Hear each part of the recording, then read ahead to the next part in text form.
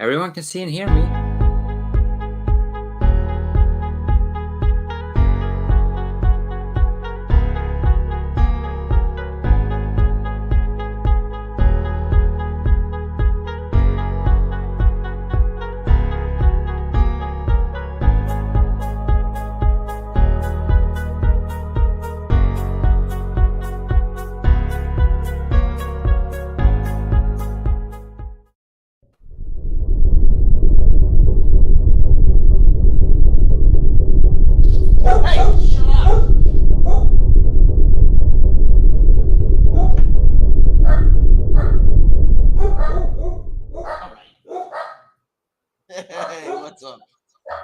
This is glorious. Barking like right when we went live. Knock it off. Yeah. Sorry. Right, they're just gonna. This is your entertainment for tonight, people. Yeah, I got my sister's. I'm watching my sister's dog this week. Sorry. She's a little instigator. She starts barking, and my dog has to bark. But yeah, okay, we're doing things a little different. Aran's not going to be able to join us, and this is his channel. But I'm here, and we have a very special guest. Swedish Horror Nerd. Thank you for joining us. Thank you. You want to tell everyone what we'll be watching today, and it was your choice? Yeah, it was my choice. It was not any particular reason for this choice. I just thought of this movie because I really like it. Just a fun movie. You can pop on, like, see a spine get ripped out. You know that kind of feel-good entertainment you need. Yeah, some Haitian drug dealers getting brutally murdered. I mean, yeah, as long as brutal murder is involved, it's okay. Yeah, that's what you're all about. Yeah. Well, the movie is Predator 2, if anyone didn't know. Yes. Yeah, man, do you have everything queued up? Are you ready? Yeah, I just have to walk over to my phone and press play because it's connected to my TV. Okay. Well, I'm going to play a little thing, and when it's done, you'll know. Yes. And hit play then.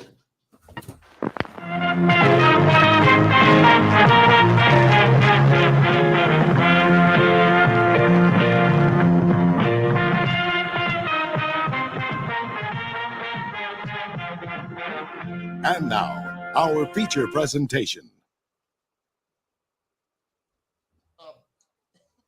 Hello. No. And of course, my it works. Decided to stop being cool. Old school Century Fox. Mine didn't start. I'm just spinning now. All that. What the hell? There it goes. All right. Let's skip ahead 10 seconds. Oh shoot! So now you're 1 minute off. What's your time at? Shoot! I have to go to my phone. Sorry. Wait. I have my phone with me now. We are about as professional as we can get. I am at 50 seconds. 50? And okay. I pause now. Done. 50 seconds. And hit play. I'm with you. Now.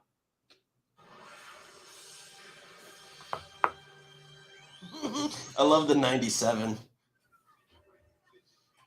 Like, that's the future.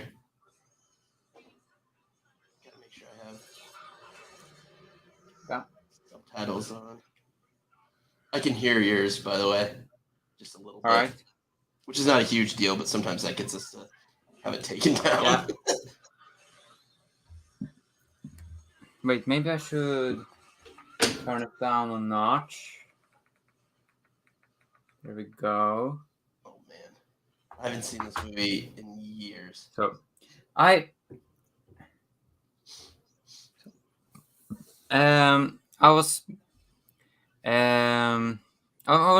curious about this.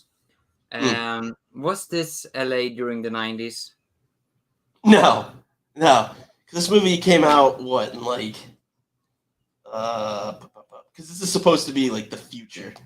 This movie came out 1997. Yeah, this movie came out in 90. So I'm always confused by when when a movie goes, it's the future, and then gives a date that's like 10 years or like not even that far ahead. It's like, what are we doing? Hey, everybody. Hey, Keisha. Hello. Yeah, and exactly. They have like these little things like the laser sight. Hold on, let me see if I can. What do I do here? There we go. Hello. Yeah, they just have like little things that are supposed to show you it's the future. Like their clothing might be outrageous, or their guns just have like an extra little attachment that doesn't do anything. Yeah. Yeah. It's the future. Plastic thing. Alright, I'm learning how to do this without Aran. He always handles all the stuff. Yeah. Give me the reins today. He had some responsibilities he couldn't get out of, but we're holding down the fort. Yeah. Oh man, the first time I saw this was back when I was young, and like I grew up with like 4 channels. We didn't have cable or anything. We just had like our regular channels, like the network channels, and this was on like a Saturday afternoon. Yeah. And I was just like, "What is this?" Also, my high-speed internet connection bestämde sig to be. Oh, sorry. Swedish came in. My high-speed internet connection decided it wanted to be a slow-speed internet connection, so it just sat and lagged for like 5 minutes. So, you're a little behind. so yeah, I'm a little behind. Where are you That's at? why I was on my phone. Stupid.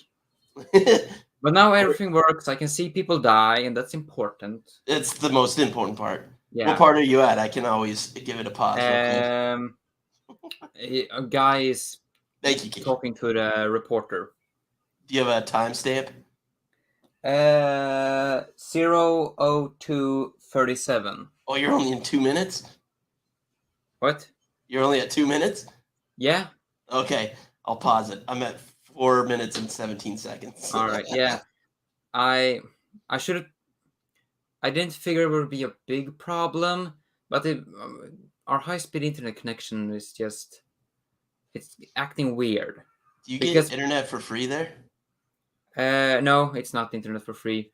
But the service company, the company that provides the high-speed internet connection, was chosen by the county, and our county is about as cheap as you can get. You're gonna have to let me know when you get to 4 minutes and 18 seconds. By the way, sorry to cut you off. So they decided that they would find the cheapest company on the planet, and that is what they did. Oh, nice. Reading the Google reviews for that company when our internet was being installed was heaven. Yeah, I can't look at Danny Glover and not think about Lethal Weapon. And sort of Saw for some reason.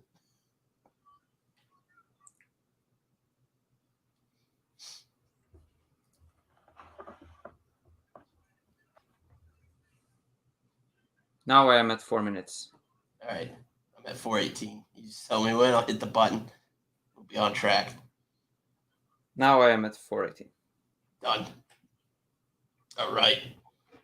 So we got the Colombians, known as Scorpios. Definitely, it was this Escobar was still alive at this point. Was he?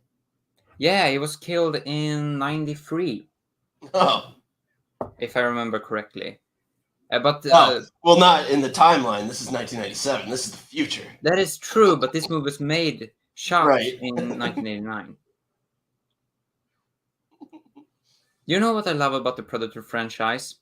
Is that we have such high-end CGI nowadays, and still we get fully practical predators. Yeah, I mean, it's the only way to do it, right?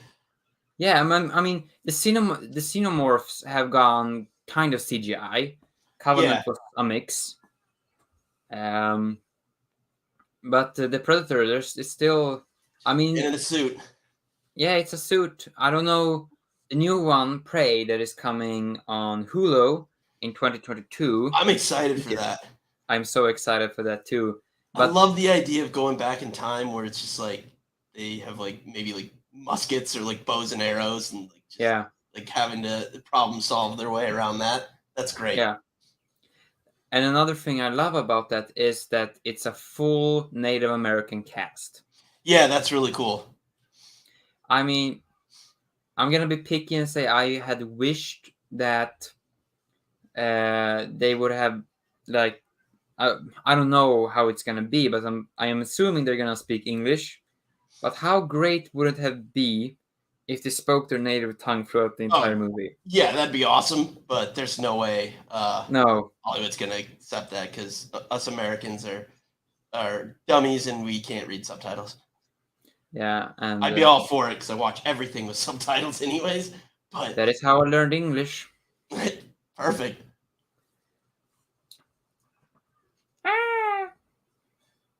Oh, Batman Returns cameo. Interesting. That's awesome. Hi, assholes.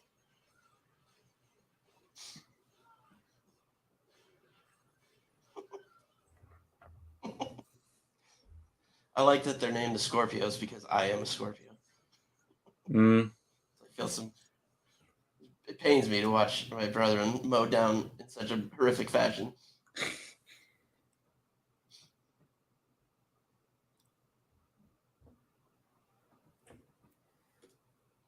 Hell yeah. Add that to the list. The growing list of why we like you. Interesting fact about Sweden. Did you know that everything in Sweden has subtitles? It does? Yes, even the Swedish movies, for the most part. Yeah, I love that. I started finding my local theater, like an actual movie theater. They will do like one show every so often with subtitles, and I always try to get that showing because I just need it. I'm so used to. I miss so much. I either don't hear it or I get distracted or I don't know. It keeps me engaged.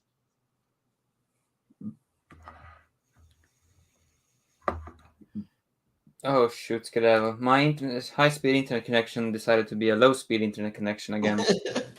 This is going great. This is going fantastic. I'm looking at a lagging Danny Glover in front of me. This is. I mean, technically, I've seen this movie like what 5 times. So we won't pause anymore. You might just have to catch up. Yeah, like I can discuss this movie from heart. Technically, I don't. Yeah. I mean, none of the AVP movie except for Requiem. I'm about to say something else there. And Predators, and the 2018 Predator movie. Except I liked Predators. I loved Predators, but I only seen it once. I hated it the first time, and I watched it recently. Pretty good. Yeah, pretty good. I like it. I'm doing some cocaine, good old fashioned cocaine. The newest Predator was awful, which is a real bummer. With Shane Black doing it, like I don't know what happened to that movie. Yeah, because he's a talented filmmaker. Like I just don't get it. He was in the original, like, which is so good. I think what destroyed that movie was good old studio interference. It has to be because you've seen what he can do, and he makes great movies. So like, he of course has a huge history with it. I mean, he was an actor in the original. Like, I just thought that was a no chance that missed, and it missed hard.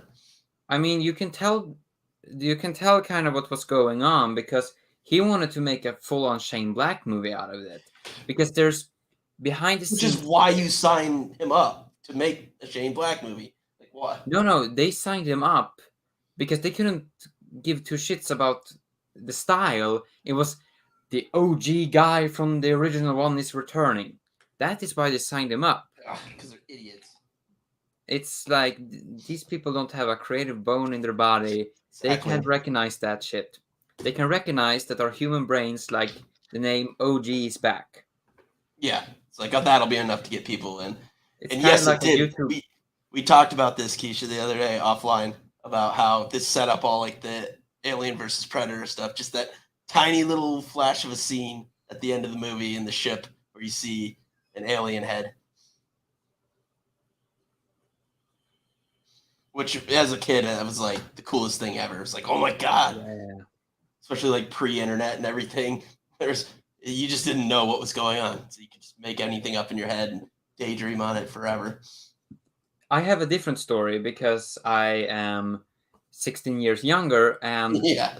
so my story is that whenever I watched a movie that I really liked as a kid, I just went online and researched it for hours. That's what I do now. Like, I would have Yeah. killed for that ability. Like, all I ever wanted was to know more.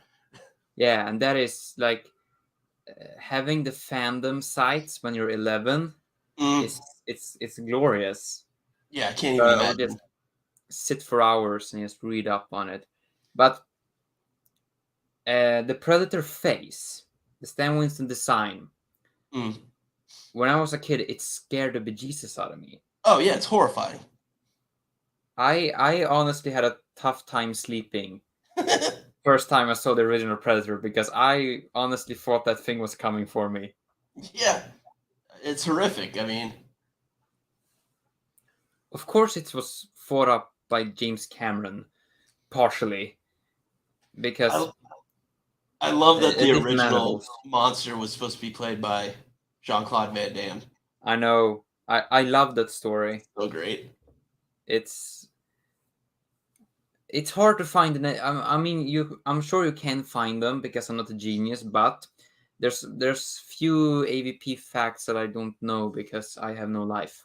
Have you ever read any of like the comics that go along with like the Predator No. comics or the Sadly Alien not. comics? Some of those are really good. Like I don't. There's always rights issues and this and that. The Predator comics, some of them are really good, but they just basically use they couldn't use Arnold Schwarzenegger's likeness or something. So Yeah. they're all his brother, not just brother, that looks exactly like him. And like, do you want to get sued by a guy that's also governor? yeah, right. Yes, I have, and they're ridiculous. And Yeah, like, I mean, it that movie is so different if they don't make that change. So that costume was designed by an Estonian man. I don't remember his name, but it was designed by an Estonian man, and it was given to Steve Johnson to create. And I recommend check out Steve Johnson's interview. But anyhow, Jean-Claude Van Damme honestly didn't know that he was going to be in the suit. Yeah, isn't that like why he like threw a fit and made a whole big deal? Because he wanted his face shown. Yeah, because he didn't read the script. He got the script. Yeah, he got the script on his desk, and he saw starring Arnold Schwarzenegger, and that's it. He signed up based on that name because he wanted to fight Arnold. And when he gets to the set, they show him his suit, and he was like, no. And apparently they got the suit on him after bickering for like an hour, and he went after he had the suit on him. He went, I hate the suit. I hate the suit. I hate the suit. He couldn't do the splits or anything, all his moves. Yeah. And you want to know what the funny thing is? They wanted a scene where the Predator jumps through the air. And the only way to do it back then was to string him up to a crane with a bunch of puppeteers controlling everything. But in mid-flight, one of the puppeteers slips and falls down the hill, completely losing control of Jean-Claude Van Damme. So he starts spinning in circles.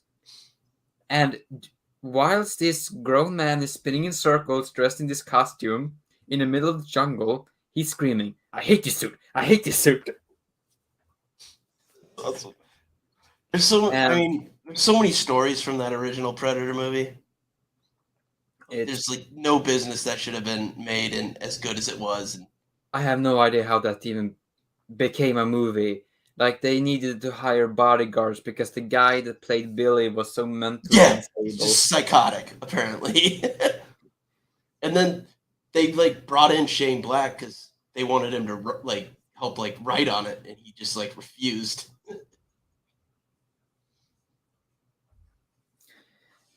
Yeah, I mean, I want to know what the original script was like that was sent into the studio back in what, like 84, 85, because considering what a messed up story behind the scenes of the original Predator is, the script had to be very different, I feel like. Yeah, I don't know, because it does feel like a singular type vision, you know? It doesn't Yeah, it does. It doesn't reek of like studio meddling. It's like it's a very simple story. Yeah.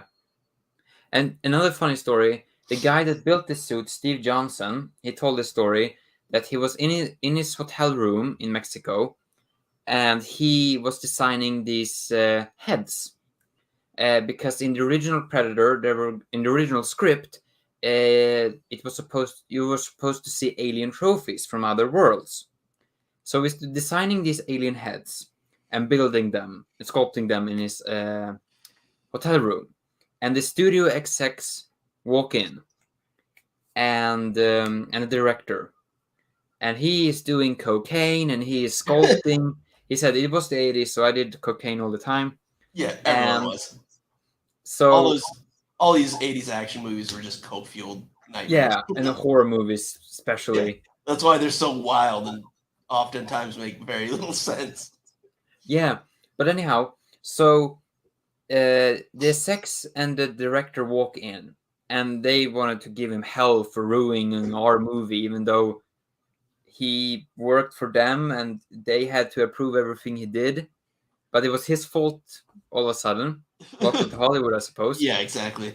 Gotta be a And scapegoat. so these guys walk in and they see all of these sculptures, and they're like, "But why is our suit crap and these look great?" Mm. So, and he just walks up to the exec, grabs him by his shirt, and pulls up to him and said, "Because I designed these." And he just calmly says, "You're fired," and slams the door. That's a great point with the sweat. Like everyone's just so hot. Yeah. And everyone looks so miserable. It's such a great touch. I'm wondering, as someone that had visited southern countries, but mainly has lived all his life up in the north, I'm curious because in LA movies, in New Mexico movies, in Arizona movies, Texas movies, everybody's wearing long sleeves. What's up with that? Yeah, I mean, Isn't it like it gets cold at night in those places, but I mean that's what's so perfect about showing that here, because it's just supposed to be a horrible, like dystopian type future, and everyone's just miserable. That's such an easy way to show it, because everyone knows being sweaty and that hot and how it's Gary miserable Busey. that is. That's such a great. Like, I'm trying to even think of other movies that have done that, but that's such a great way, like quick and easy way to show that like this is horrible. And Die Hard, miserable. maybe. Yeah. Okay, didn't know that, and may or may not. Yeah, I did know that. He was a former porn star. In this. Did you know that he actually ran for political offices? Busey? The guy that played Billy. Oh, wow. One of his points was that Muslims should be eradicated. Yikes. He was what you call a special kind of insane. Yeah, like a dangerous kind. Yeah, like Busey's fun insane. Yeah, like that guy. I mean, it's so crazy. You start laugh about it, but in reality, like that's horrific. Everything that man did was horrific. Yeah, like that. Like Busey's funny and like likable, insane, but that's just like ugh. But I mean, I think Busey is a tragic case because he also has like a head injury, is why he's like so out there. Is that true? I didn't know that. Yeah, he suffered some sort of like really bad head injury. I think he was always a little out there, but that attitude, I'm pretty sure about that. Yeah. I mean, because if you look at his career during the 80s and 90s, I mean, he did great movies. Oh, I he's mean, awesome. But now he like lives in Charles Band's basement and makes those types of movies. Yeah, I mean, he probably doesn't need the money, so maybe he's just doing whatever he enjoys. But like, I hope. I mean, yeah, but I mean, even if you enjoy it, I don't do Gingerbread Man Part 5. Even if you like a short cameo, like a 1-minute cameo. But I mean, no offense to the makers of Gingerbread Man Part 5. what is the Gingerbread Man? And why are there 5 of them? I don't even know what this Haven't is. you heard about the Killer Gingerbread Man series? I have not. I thought you just were making something up to No, like this is a real ridiculous make a thing. point. It's about a possessed gingerbread man that goes around and murders people. Of course. Huh. Okay. Why did they make 5 of them? That's what's fascinating about horror movies. It's like they'll just make a billion. I mean, they cost nothing. Yeah. So yeah, that's like he made that, and in 2016 he made Bikini College, which is about as sleazy as it sounds. I mean, maybe it's a little like Bruce Willis, where like all he does is these terrible, terrible movies, and he shows up for like one day and gets like $1 million. I think so. Like maybe every time he's like, I want to do this or buy this, he's like, I'll just show up, cash a big check, which I'm good with that. I mean, I've never have a problem with someone getting their bag. Yeah, but if you take Bruce Willis' case, and I'm sure it's the same way in Gary Busey's case, I mean, your salary is 90% of the budget. Yeah, that's a really good point, because that's tough to because I'd feel so bad for like Me everyone too. else on the movie, like because you're making just an exorbitant amount, and they're probably all making like minimum wage or like maybe even working for free or just like. In the producers in Bruce Willis' case, all of his workers are non-union, so they're getting exploited. Yeah. It's all hell. Have you seen? There's a great Red Letter Media. I've seen it. I worked. Yeah, it's really good because they go really into it, and then they do a really good job explaining it all, even though they can't quite figure out why he's doing that. Because again, he's a guy that should have a ton of money. Like, yeah, it's like weird. Why do you care? But I think it's Could it be Although, I mean, you work like 3 weeks out of the year and make $6 million. I don't know. I mean, clearly you have no motivation because he sits in a because chair. he's sleepwalking through all those movies. Yeah, I don't get it. Does he have hospital bills? Does he have? Yeah, maybe he's like quietly like Nick Cage, and he just like spends way too much. I mean, I feel like in like the 80s or 90s, he like bought a town or something. That only makes sense. Yeah, so he might have more of that like crazy spending going on. That could be true. It could be deeply in debt.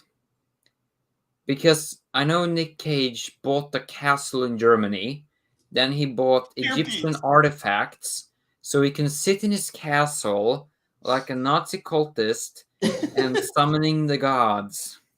Cage is fascinating. Yeah, that earpiece thing, because he does have like hearing loss.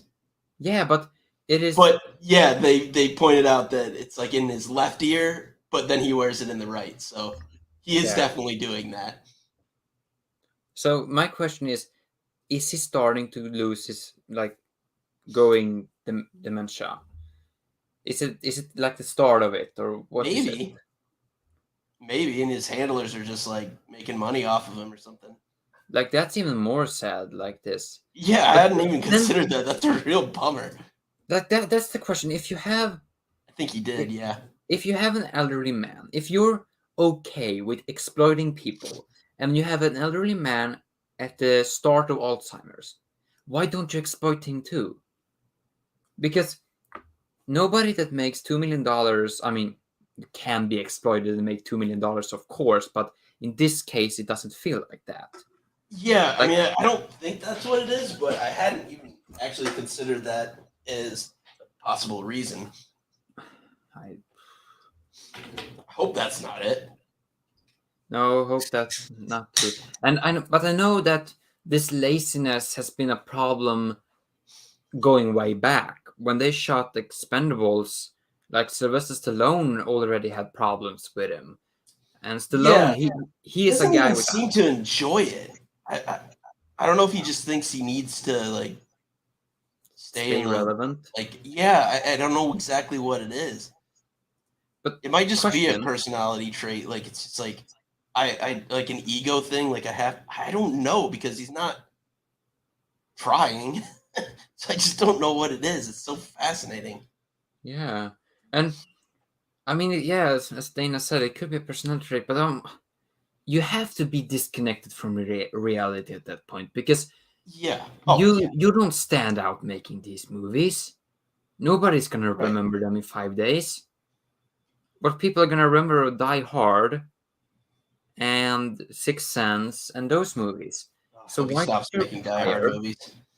Why don't you retire, live in the town you bought, and just chill? Yeah, I hope someday it comes out like why he's doing this. Why work with a Russian gangster that is exploiting non-union workers? But again, I mean, I don't know. I'm not rich by any means. I'm quite poor. But like, even if I was wealthy, if someone was like, for like 2 days of you just recite words that are pumped into your ear and you get like $2 million, it'd be hard to say no to that. True. You know? Yeah. What's even more sad is I saw that this guy, Randall Emmett, is the producer. He is making a movie that is coming out this year with Robert De Niro. Robert De Niro is also making a Geezer teaser. Oh, is he getting into that now too? Yeah.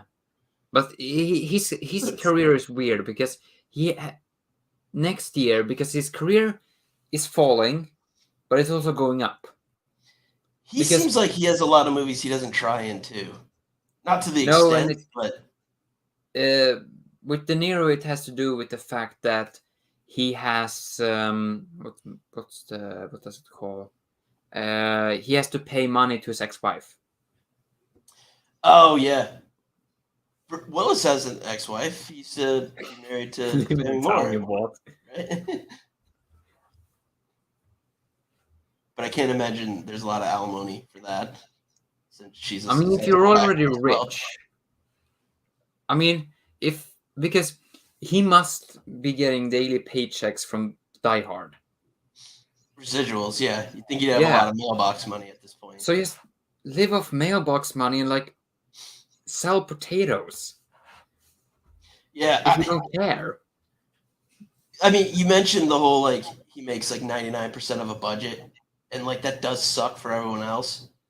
I was just thinking about it a little more, and like they wouldn't be able to make a movie without that. So like I don't know. Like maybe it's giving people a chance to get some experience or I don't know. But I mean, these are deeper questions than I have answers to. Yeah. It's so gross, just everyone just filleted in the background. Yeah. And that guy was in this. That guy was in Chuck. I don't know if anyone watched Chuck. I love Chuck. You know what I think is sad? That will never be a movie with Bill Paxton again. I know. I love Bill Paxton so much. And it's just, I mean, that's the first celebrity death that really hit me. Such a bummer. I would have loved to, like, he directed a movie that I saw shortly after he passed. Yeah. I can't remember the name of it, but it wasn't like the genre I'm into, but it was good. Like, Yeah. it would have been great to have seen what he could have done. Died kind of young, like 62, 61. It's like... Yeah, I mean, that's old, but it's not like... Old. Yeah, especially for someone with money. Like, you know?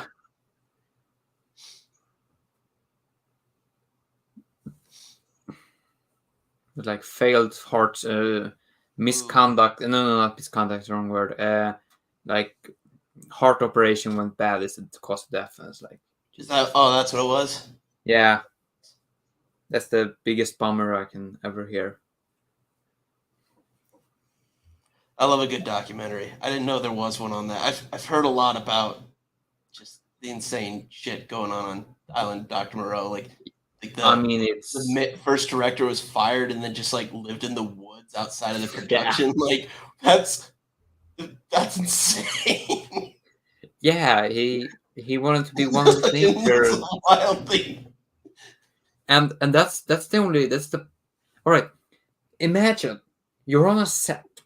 You have Marlon Brando, a renowned crazy person, a guy that used his Oscar as a doorstop, and then wanted a new one from the Academy because it was beaten too badly.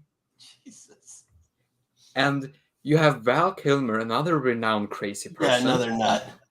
And a fire director living in the woods. I mean, I know one of the side characters, the side actors, the guy that played Remus Lupin in Harry Potter, he wrote in his diary about the shoot, like, I want to get out of here. I want to run. It was like such a nightmare. And Marlon Brando was walking around naked because it was hot. So he would have like a normal business conversation, and here comes this 75-year-old naked dude walking past you. It was like I think the little person that is in the movie, I could be wrong, like he wanted that. It was like a bunch of weird stuff. Like Paxton movie he directed that I was thinking it was called Frailty. All right. Yeah, I think I've heard about that. 2001. Yeah. Solid. But Marlon Brando's story is like, they need to make a movie about his life. Renowned crazy person from start to finish. When they shot Score in 2000, Frank Oz couldn't direct some of his scenes because he was so pissed at him, because he kept calling him Miss Piggy or Fosse all the time. And it was like, hey, Fosse, what's the line?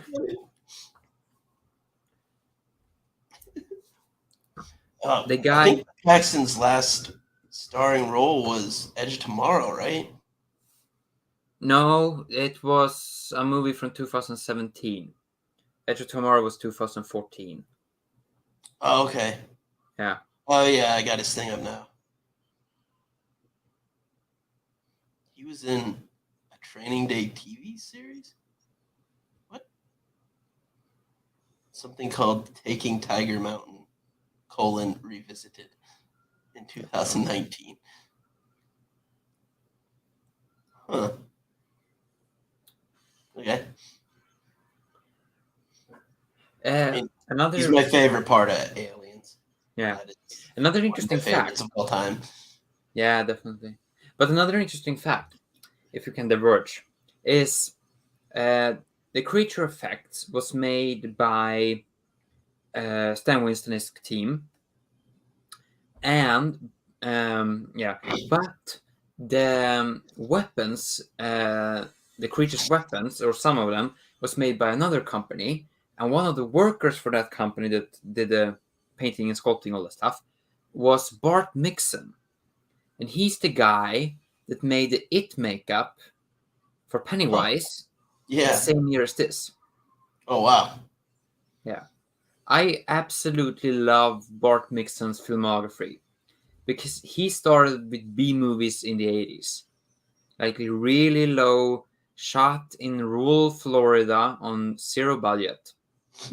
And now he's the makeup guy for Marvel, or a regular makeup Awesome. guy.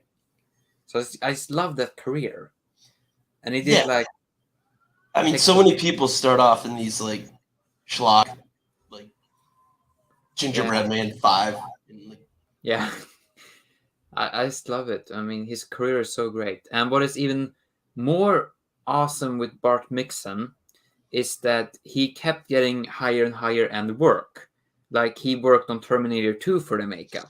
But the guy that he started out with the B movies, doing makeup for in rural Florida, even though he did the makeup worked on the makeup in Terminator 2, he still did makeup for the B movie guy all the way up to until 1996. I like that loyalty. I always respect that. Yeah, it doesn't anymore, but up until 96, he was a regular for him. So like, I mean, some people still do that. Yeah. Like you see James Gunn puts like Michael Rooker in like all his movies, or like Sam Raimi puts oh my god. Oh my god, Bruce Campbell might Bruce be in Campbell, the thank you. Yeah. Like I like that. I never realized that. You what? I have never realized before that Bruce Campbell might show up in the MCU now. Oh yeah, he's supposed to show up in the new Doctor Strange.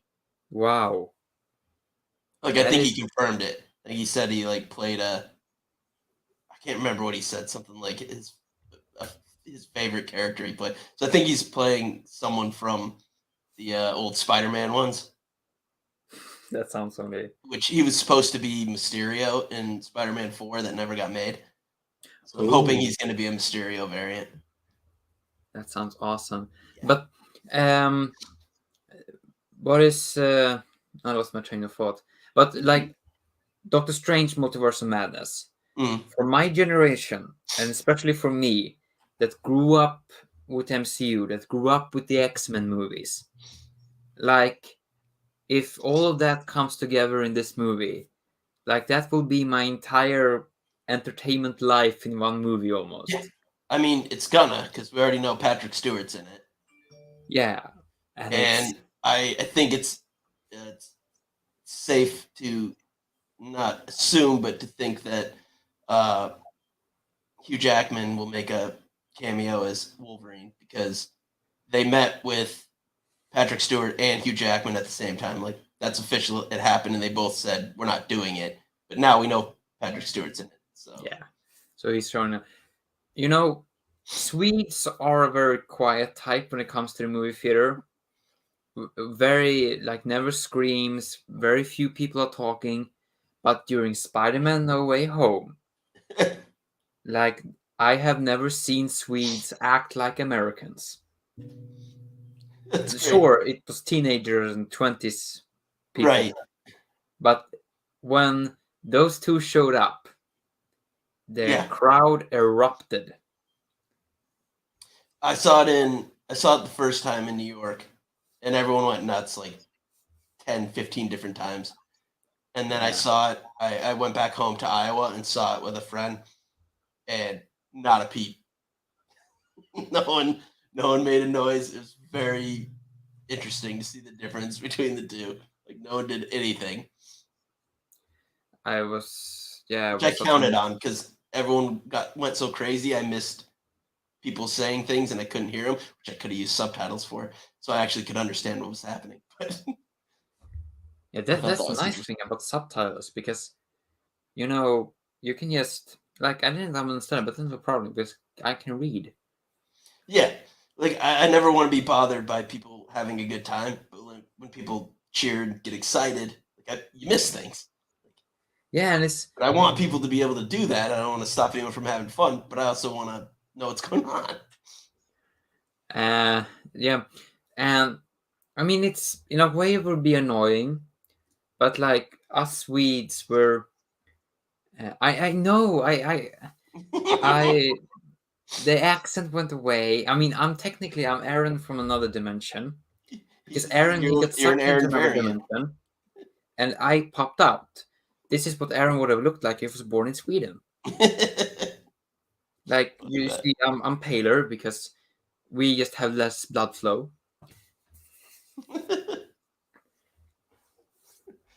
Oh, Guy Pearce and Prometheus. Oh my god!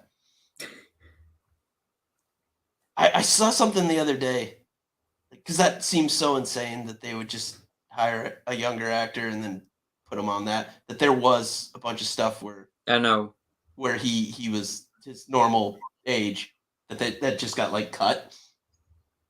Yeah, That helped because I had always been like, I don't understand. Like, why would you do this? Because Hollywood. Yeah, but even for that, it seemed insane.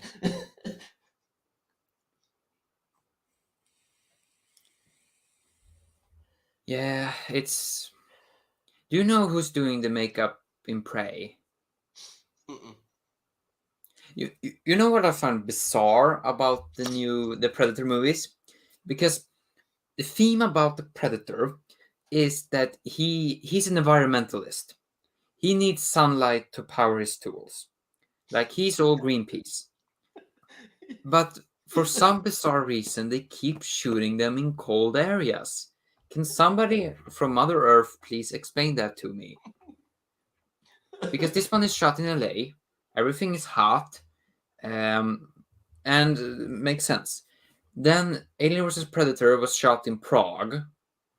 Prague is cold, and it's set in Antarctica. I saw that in the theater, and I remember being very disappointed. This is very weird. Why would it? All right, first of all, why is a Maya pyramid in the Antarctic? I have questions.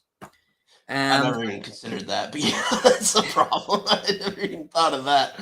Like some dude I actually like the idea of like ancient civilizations like worshiping them as gods. So I never even like did that math of this doesn't make any sense. But that. Oh god, that just doesn't just make sense. Like, some dude was like some predator dude was like, we need to move this pyramid and dump it in the ice. Yeah, because that makes sense. To what end?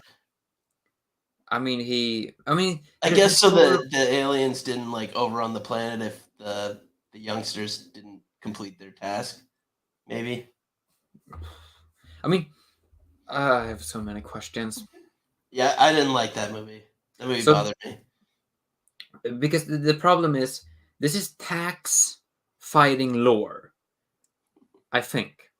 Or maybe for some reason they can't shoot in hot places. I don't understand it because so you have Prague. They shot Alien vs Predator. They definitely can because so many movies are shot in Georgia, and Georgia's hot as shit. Yeah, like the new one coming out was shot in Calgary, in Canada. Yeah, there's a lot of movies. Like all American movies now are shot in like either Canada or Georgia. Yeah, but I'm just like, okay, you will get awesome atmosphere shots from Calgary because it's in the middle of nowhere pretty easily. Like you can go into the middle of nowhere pretty easily out there. But like I assume people in Calgary don't see the sun for 6 months like us. So I'm curious, like why don't you shoot in Georgia? 30 days of night shit. At least here it's 30 days of night shit. I've never seen that movie, and we need to watch that on this. Yeah, I heard it's good. That is basically Sweden. Sweden is weird because in the winter it gets dark at like 3:30, and in the summer it gets dark at midnight. Yeah, I experienced that when I lived in England. It was like 4:00. It was dark. And then, at 11 o'clock, it would get dark on the opposite end. It's like, I'm like trying to go to bed and the sun's out. It's like, what the fuck's going on here? I've never thought of that. It was when I'm watching Midsummer. I was like, why is these people distraught that the sun is out at 9 in the evening? That's just a common thing. Like, Yeah. why are people panicking over that? I was like, Yeah, oh we yeah, don't it's have not that. normal for Americans. What do you Yeah, say? I mean, I hate daylight savings time. I hate that we like change an hour every year or once a year because Yeah. and at like 4:30 during the winter, like if you're not already bummed out enough that you can't go outside, and it's like, oh, now it's gonna get dark at 4:30. Like, what? Why are we doing this to ourselves? Like I don't know how the taxes because Keisha said something about tax breaks in Calgary. Yeah, Like, Canada has a lot, and Georgia has a lot for whatever is it reason. Canada overall? Because I know how the system It's works. probably localized to like places because like Calgary or Vancouver or whatever. Calgary has some movie shoots, but not a lot. They I have think Vancouver is one of the bigger ones, right? Vancouver is a huge one. A lot of series. That's also like right on the border almost of the yeah. US, so it's like simple, and it's on the West Coast, so you go from LA up there. It's just quick and easy. Actually, one of my writers from my website, he works out there in the movie industry. Oh yeah, in LA or in Vancouver? In Vancouver, nice. Yes. I've always wanted to go to Vancouver. Yeah, the problem with Vancouver is the what is it, like 11-hour plane ride, and then like the 9-hour time difference for me. Oh yeah. Yeah, I don't do well with big time changes. I still remember Hawaii. It was like a 12-hour difference, and I was like awake at 3 in the morning, and then during the morning when we're gonna go out to have breakfast, this random Quebecian guy that my mom called the French Bulldog, the Canadian French Bulldog, he comes out and starts yelling at us because we were disturbing his sleep at 3 in the morning. But he didn't complain about the weed smoking Floridans playing music at midnight and smoking weed. Yeah, Canada's I don't know. Been up on the weed thing for a while.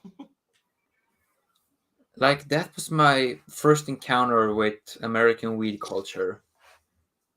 And these guys were 90s Corvette, piercings all over, tattoos all over. Like I don't remember if it was Florida or California, but he was a pure like bro from that area. It was like my first encounter with the stereotypical American. They just finally legalized it where I live. They don't have dispensers or anything yet. They haven't figured out how to do that yet. But yeah, but I just walked by yesterday, just like some dude on the street just smoking a joint. Yeah, that's so weird. Which I mean, that's how when I lived in San Francisco, God, like that was probably like 7 years ago. It wasn't legal in California yet, but they had medical where you could just anyone like you'd go to a place for like $50 and you'd see some doctor. Like I remember I went in and like they were like, well, so what's wrong with you? I was like, I don't know. What do people say? Like let's dispense with the facade. Like what do people tell you? Like because just that. Like I don't know. You know why I'm here. Let's not pretend. At least here in Sweden, the weed laws are really strong. Oh, really? Yeah, we have. I've heard we have some of the strictest in the world. I have no idea if that's true or not, but it's really surprising. Europe's been on that for a while. Is that surprising that we are like really anti-weed? Yeah, a little bit. So what do you imagine that we are like regularly doing drugs? No, I mean just because like weed's such kind of like a nothing drug, like especially compared to alcohol. Like that is the weird thing about Sweden because we have a strong binge drinking culture, but weed is a big no-no. Yeah, that's what's strange. But then again, when you look at from the authorities' perspective, so is alcohol also very strict, like the sale of it. Like you can only in Sweden you can only buy hard liquor from specialized government-owned stores, and they close early, especially on weekends, so you can't fill up for your party. Like everything is very government controlled. Yeah, I'm glad where I live now is that they finally realize like everyone just needs to get on board. It's like you can't like people are gonna do what they want to do and they'll find a way to do it. Yeah. And just legalizing it, then you can tax it and regulate it and make sure it's not dangerous to people, and then you get your cut. So it's like if you legalize like every drug tomorrow here, like even like hard shit like cocaine or heroin, like you wouldn't have a bunch of people that are all of a sudden like, you know what, I'm gonna try some heroin. Like that's just not gonna happen. The people that were doing it are gonna keep doing it, and anyone who wasn't isn't. I'm not educated enough on the area to comment. I have strong beliefs on that. I want everything to just be like. I do remember. You get rid of rid of so much crime and all the money you spend on a drug war that you can't win, and I'd rather that go to like education and treatment of people. Yeah. And then you also get your tax money and then spend that on roads and subways that aren't shit. Yeah. I don't know. Like they finally legalized sports betting here, which about damn time. Wait, sports betting it was legal in New Jersey, and so you could like go across the river and bet on something, but you couldn't here. And there was also like casinos up in the northern, like upstate New York, that you could, but you couldn't gamble in the city. It's like, what are you doing? Like you're just missing out on like hundreds of millions of dollars in tax revenue every year. That is people are going to do anyways. Yeah, that is what the Swedish government has realized. So gambling, like sport betting, is illegal in some states in USA. It is now. It used to only be Vegas, but now it's most places now. Okay. Like it's finally like again, it's like it's just one of those things. Like people are gonna like. I found ways to do it before. Like I love betting on sports. Like I found ways to do it. You either get a bookie or you go online on offshore or what have you. Like that was one of the biggest culture shocks from living in England. I'd go to a soccer match and they had like betting kiosks in the stadium. I was just like, that blows my mind. Like where was that? Fathom that. Where was that? And I lived in Birmingham. Oh, yeah. Like, I went to like an Aston Villa game. Imagine like there's just a kiosk that you can put in your bets, and like I was like, that's fucking insane to me. Granted, that was probably like 8-10 years ago at this point. Yeah. But anyway, here in Sweden, there's a betting company that is government owned. That's like what they did in Canada. Yeah. Because we used to go up north to bet on stuff when I go hang out with my Michigan friends. We go to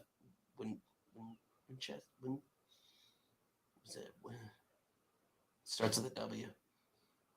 It's gonna bug me. Okay, look this up.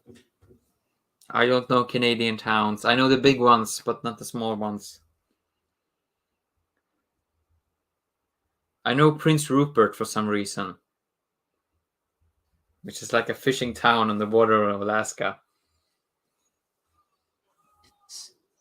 Been here a number of times. Windsor, Canada.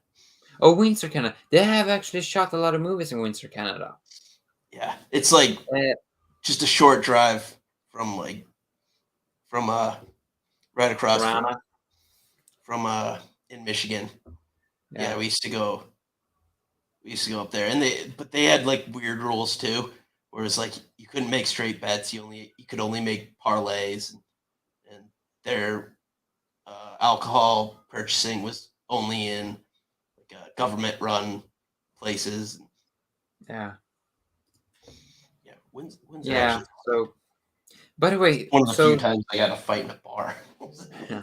But then it would have to be the upper peninsula of Michigan, right? Yeah. It was near, where is it? Because that connects right to Canada, right? Yeah. I think it's right next to Detroit. That would make sense. Yeah, I think it's real close to Detroit. Wait, Detroit is on the Upper Peninsula. I honestly don't even know. As much time as I've spent there, I should know these things. Let me look. I've never been to Michigan. Michigan is cooler than I expected. I know they do shoot a lot of horror movies in Michigan. No, maybe not a lot, but some horror movies are shot in Michigan. The exterior shots in Don't Breathe are shot in Michigan. The interior shots are shot in Belgrade. Because Texas. Where's Detroit? Show me things. So now you decided to work. Stupid internet. Yeah, it's not in the upper. It's Oh, I have a memory that it's like central on this like tree thing. There's like the first peninsula that is main Michigan. So okay, so like Michigan like juts up into Canada, but then on like the southeastern part of Michigan, or of Detroit is Canada. That's where Windsor is. There's like a little bit that pops down. Yeah. That makes sense. Yeah. I have honestly no idea how to check the comments like you do. Oh. Yeah, I have like admin controls, but if you go into the comments, there should be on yours there should be a private chat and then like oh, now I see it. Yeah. God damn it, I am. But I can like put them up, which I've never had access to. Aaron always had that, so this is new for me. Now you have all the secrets. Thanks for having me, Keisha. Always a good time. Yeah, I'm learning as we go. He entrusted me with his access. Yeah, like he's gonna come back to his computer and it's like, what the hell happened? Yeah, I know. Like, I never say anything I shouldn't say because I'm just not a shitty person that says horrible things. I know, but like, I had a thought of being like, hey, we talked about this subject, that subject, like really things we should never be talking about, just to freak him out. But he's too nice; I would never do that to him. Yeah, but he also knows I wouldn't do that. No, it wouldn't work. No, but did you know that in 7th grade once, a friend of mine had a problem with short command on his computer, so I decided that I would fix it. I didn't fix it, but what I did was that I accidentally changed all of his settings to Arabic. So everything was in Arabic, and he couldn't change it back. I used to do that to people's phones when I was younger, before we had like lock screens and everything. I changed it to like Portuguese, and they couldn't because they don't speak Portuguese. So and you have to understand the language to know where to go. And so he had to clear his entire computer because of me. Just reformat it and start all over. Yeah. That's great. And, I was a regular... When I was in school, I was such a disaster with my school laptop. I needed to hand that in so many times. I was a regular at the IT consultant at school. Yeah. So, one time I walked in and was like, you again? I would never call tech support. I was too stubborn, and I always wanted to be able to figure it out myself. I'm still that way. All right, I'm stubborn. So what happened is I tried to figure out for myself, made it worse, and then handed it in. Yeah, I just always want to know what went wrong so I can fix it. Like one time I messed up the computer so bad, the IT guy was stunned. I actually stunned him. He was like, wait, this isn't even supposed to be possible on this computer. I've had a Mac for a little while now, and I never have any of the problems that I used to have all the time with my PC. But like always had PC problems. the problem is that the county I went to school in, they gave us cheap laptops. I don't remember what laptops they gave us, but it was cheap ones. Yeah, I've always had problems with PCs. Like I understand how to, like, if I had a problem with my Mac, I wouldn't be able to fix it, but I just No. haven't had a problem. Like, I could always figure it out on a PC because I'm old enough that like I had computers before we had like graphical user interfaces like Windows, so I understood like DOS and like all of that. So I could always figure it out. Yeah. Yeah, I know in some of the richer schools here in Sweden, the students get Macs. It sucks every so often, like with my work where I have to log it. I have to remote into a PC that's in the office, and then all my shortcut keys don't work.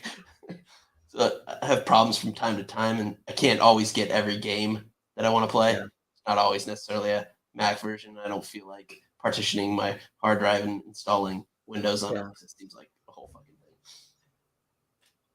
thing. I'm curious. How does it work in American schools?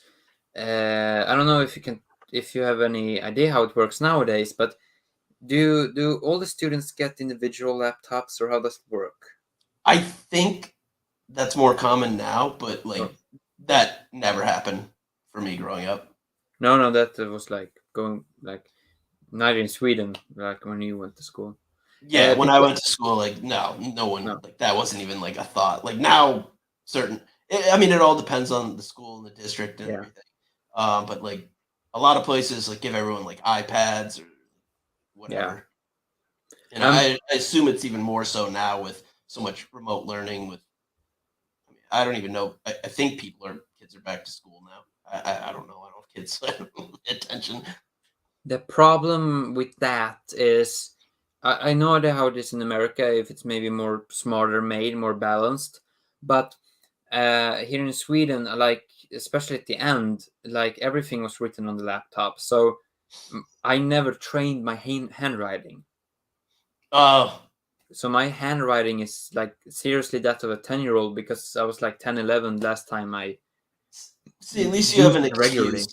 I had to write everything, and I still look like it's almost unreadable. I learned to hold my pen or pencil incorrectly. Yeah, it's supposed to be me too. Held like this. I hold it like this. Yeah. And it just, I have a theory that I was supposed to be left-handed, and I was just pushed to be right-handed because that's normal and that's what most people are. Because I'm much more like fluid with everything I do with my left hand. I'm just not as good because I don't do it as often. But I'm just like, it feels unnatural. Yeah, I am currently, because my internet has lagged so much, I am currently at the scene where the Jamaican drugster where he meets him, gangster. What's your timestamp? My timestamp is 46 minutes. Oh my god, I'm like 20 minutes ahead of you. I'm at an hour 4. Like my internet is completely decided it wouldn't work today. It's a slow speed connection. That's all right. I absolutely love the scene where the Jamaican gangster gets killed. I like when they do the scene change where he's holding his head. Yeah. I always like that. Yeah. I'm very curious about what I am, because I write with my right hand, but I always get comments from time to time was like, wait a minute, are you left-handed? And then I'm doing something with my left hand. And I didn't even think about it, just did it. But I'm always write with my right hand. I do a number of things left-handed and much better. I think I was probably supposed to be, but it's too late now. I'm an old dog. For me, it's I think it's just that the left works for most things, but I just use the right. I have no I mean, idea. it's easier on your life if you're right-handed because everything's made for right-handed people. Yeah. Everything is made for the majority. Exactly. I'm gonna go to the bathroom real quick. I'll pause mine. Maybe we'll get a little closer. Yeah. Yeah, I'm gonna watch this Jamaican gangster that gets killed. Enjoy your favorite scene. Like I'm already to the point where they're in like the trailer, like gearing up in their little like space. Oh, okay. Gary Busey's upper half magically disappearing. That's my favorite scene of the movie. It's so ridiculous. It just levitates. I'll be right back.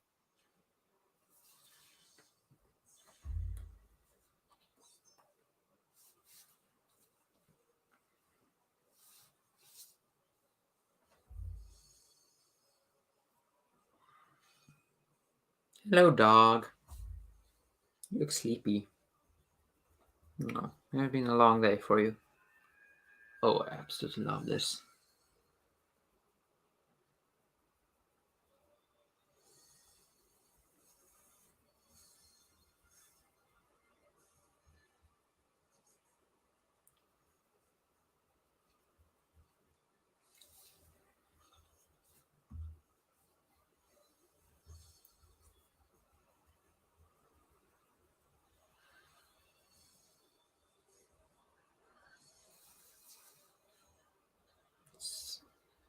It's bloody gore glory.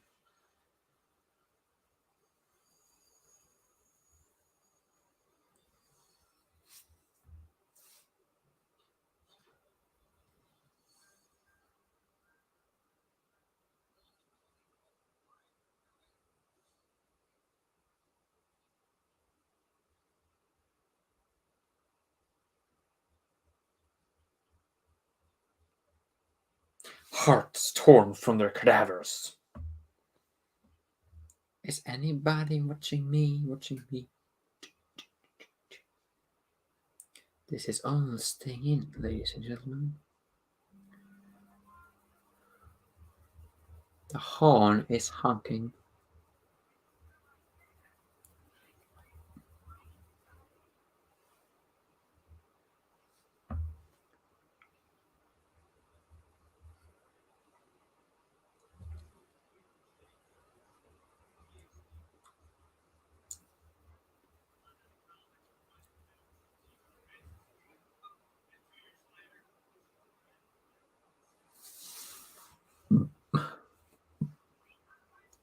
Danny Glover is trying to solve a crime. He can't, because it's a mystery. Can't solve the crime.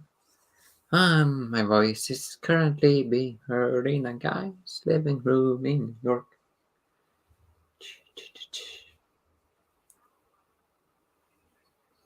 Steroids, the predator is pumping it up.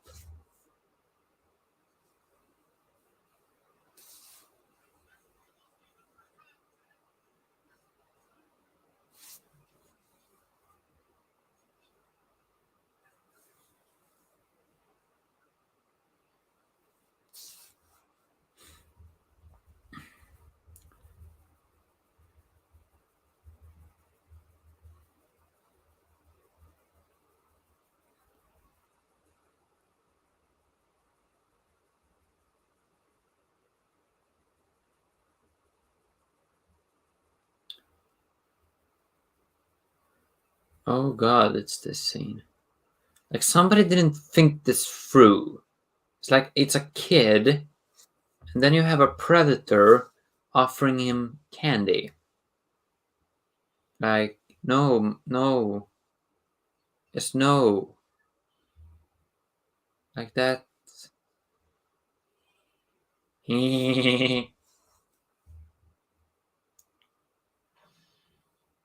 Oh wait, this is the kid that's offering candy. It's like reversed.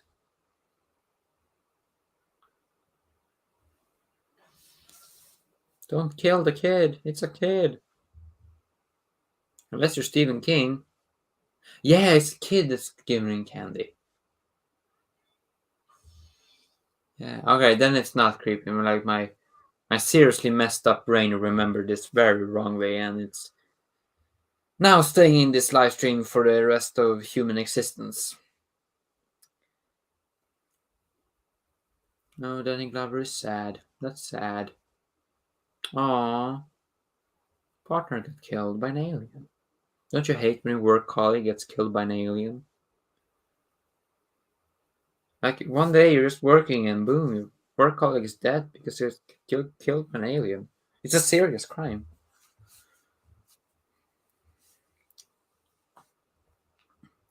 And the man is back. And the man is back.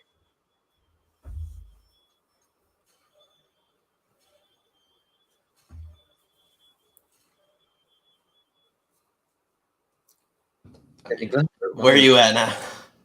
I am at the cemetery scene. Time code 53. All right, I'm still a bit ahead.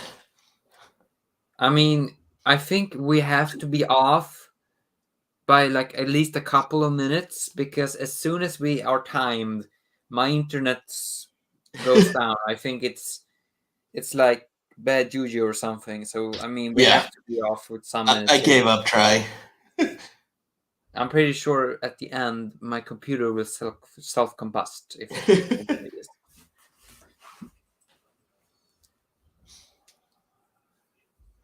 I remember it wrongly in the scene where the kid offers him like candy, like, do you want some candy? For some bizarre reason, I remember that it was the predator that said to him, do you want some candy?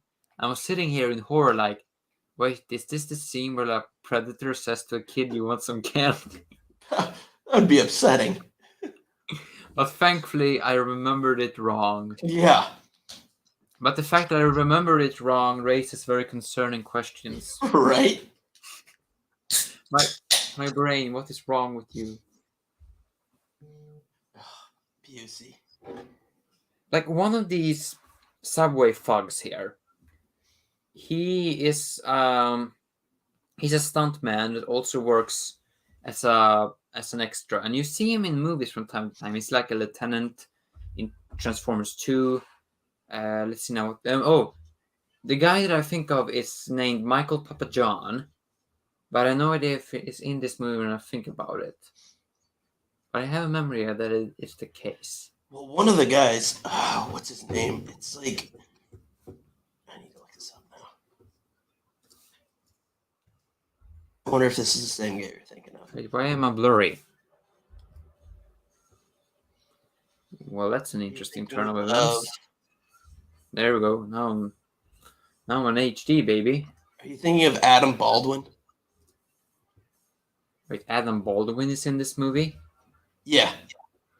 He's one of like the government guys. Interesting. I'm telling you, it starts lagging now. It's the curse. We gotta be apart here. And it's lagging in the most funniest way possible. I'm currently watching a radio show.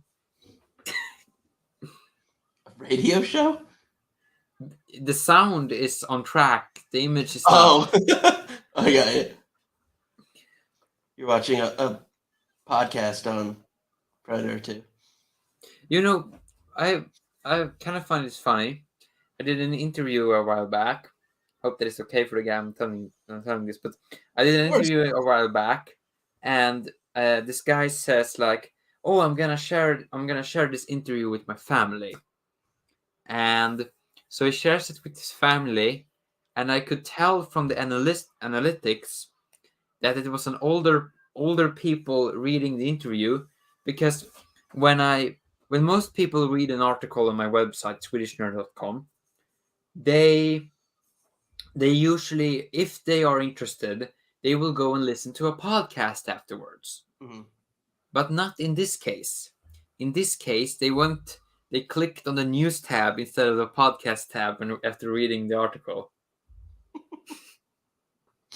Why do you think that was? Because I think it was his mom and dad reading, and it was like, oh, now I'm done. Oh, news! I remember the news because I think I have predominantly younger people reading my articles, because I saw in the analytics that the majority of people that click on a tab, by Dana, after Thanks for joining. after they're done reading, they click on the podcast and starts listening to a podcast. Most of the people, but not in this case. They clicked on news, and I could also tell there was a lot of direct like writers and theater people, because it was news and also stories. A lot of people clicked on. That is what I love about. One of the reasons I love running a website, because I love to just watch the statistics. Yeah, I love that It's so too. much fun. I like seeing the different countries that have listened. It's so much fun. Like, it's the most random places on Earth as well. I have our pod up now. We have people from Brunei, Faroe Islands, Zambia, Montenegro, Bolivia, Namibia, Ukraine, Portugal, Switzerland, Guyana, Slovenia, Oman, Cook Island, Denmark, Antigua, and Barbuda, South Korea. It's crazy. I mean, it's probably just like one person from all these places, but it lists like keeps going and going. I don't have that many places, but there was like India, the Philippines, Australia. Yeah, we got Bulgaria. Philippines and India. What? I said we have Philippines and India on there. It's only 83% in the States, actually. Just interesting. But oh no, it decided to kill itself. Yeah, it's really interesting, and the India part is interesting because they really seems to be interested in English speak. I mean, they're kind of part English speaking, but like English and American entertainment. Yeah, because I know a lot of horror stuff have a lot of viewers from India, and it's kind of find it fascinating because I know very little about Indian entertainment, so there might be a massive horror business there that I'm not aware of. I know quite a bit about India. Yeah, I know very little, so I was like surprised that so many people from India like horror stuff. Yeah, and Western horror stuff. I've worked with a lot of people from there. I spent a lot of time. So many. I've worked in finance forever. So many things get sent over there. Yeah, I can understand that. Actually dated an Indian woman for a couple of years too. So there's also that. Yeah, the analytics are interesting. Our age group is exactly what makes sense. 40% and 28 to 34, and 35%, 35 to 44. Yeah, that seems right. For the longest time, we had more female listeners than male, which surprised me. I don't know if website analytics show gender. I don't know, actually.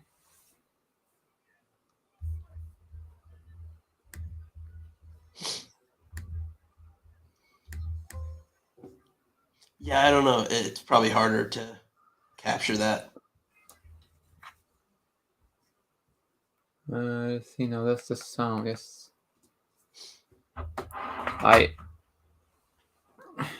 Do you use like WordPress, or what do you use for yours? Do you use WordPress? Yes, I use WordPress. Yeah. It's kind of good. Yeah. Some things are good. Some things are not as good. Like you get these weird problems with WordPress. Yeah. Like, I don't write anything in the actual interface. Every so often it'll just freeze up and mess up, and you'll lose like an hour's worth of writing. You do that once and you learn real quick. We don't have problems with stuff. We don't have problems with stuff freezing. We have problems with menu options disappearing and coming back on its own. Oh, that's messed up. That's even weirder. So I don't know, like. Yeah, I need Yeah, the hours. internet, computer stuff. I don't know. I'm in the meat locker scene where they're all in their little like silver space suits. Yeah, It's so great. I still want to know what happened to the upper part of him. Does it like float? That's one of those. It's like this looks cool, so who cares? But yeah, he gets cut in half, and then 10 gallons of blood fall out while his upper torso just suspended in air. It's so good. It's so good.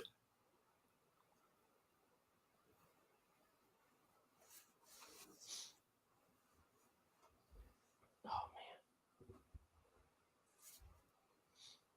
this is making me want to watch the original. We still haven't done that on our show.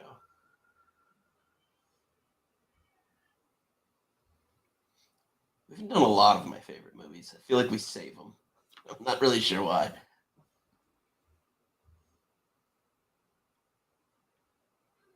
feel like there needs to be a reason to do something like I really love. Yeah. Like we did Aliens for like our 50th episode. No, cool. I absolutely love Aliens. Yeah, that's in my top 5. Might be my number 2, even honestly. Yeah. It's just a masterpiece movie, and I can't. Perfect, and it shouldn't be like it shouldn't work. Like they do the trope of we'll do a sequel, but just like 100 times the big bad. Like that never works, but this just does. I can't wrap my head around why does James Cameron want to do Avatar sequels for the rest of his life? Yeah, and they've taken forever. Like I guess we're finally getting the second one, but like, does anyone care? Like the thing have been in production for 5 years. It's crazy. I mean, when did the first one come out? 2009, December 2009. Jesus, so it's been 13 years? Yeah. Almost? Yeah, 13 years. The last one is gonna come out in 2028. That's fucking crazy. Like he like some scenes, that movie has already partially been shot, and it's coming out in 6 years. Yeah, I mean, he was like doing them all together. That's why it's taken so long, right? Or that was kind of the idea. Like, imagine if like some of the scenes, imagine if you have a character that is in a scene in like a very short period of time in the last one that's come out in 2028, and they shot those scenes in 2017, and like in the movie it's this 10-year-old, and here comes this 21-year-old on the premiere. Yeah, I mean, he's got to think about that, right? Like, what's someone going to look like? Because I know he had to shoot some of the stuff for the movies coming out in 26 and 28 in 2018 because, in 2020, because they're kids, and he realized that we're going to have a problem in 8 years.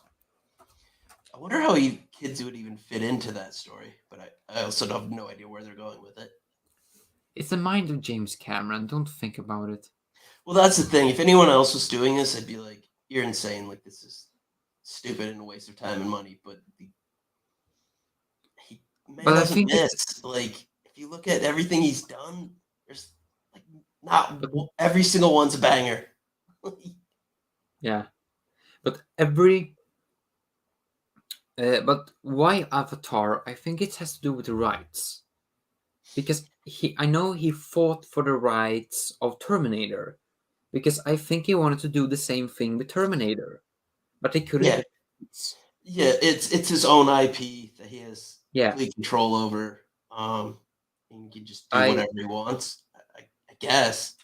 I think this kind of stuff, with him like just doing this insane, massive projects spanning 11 years, that would have happened 20 years ago, if not the lawyers would have stood up and said, no, you can't do this. Yeah, and he's he's big enough now that when he makes like a first one like that, he can be like, if I'm gonna do this with the studio, I get to own all this shit. Like, you can tell me.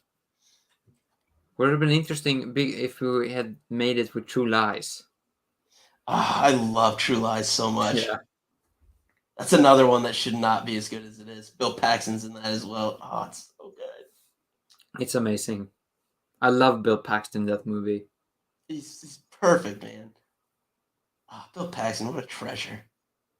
Truly. Truly a human treasure. I'm about to see the scene of Gary Busey's upper half magically vanishing.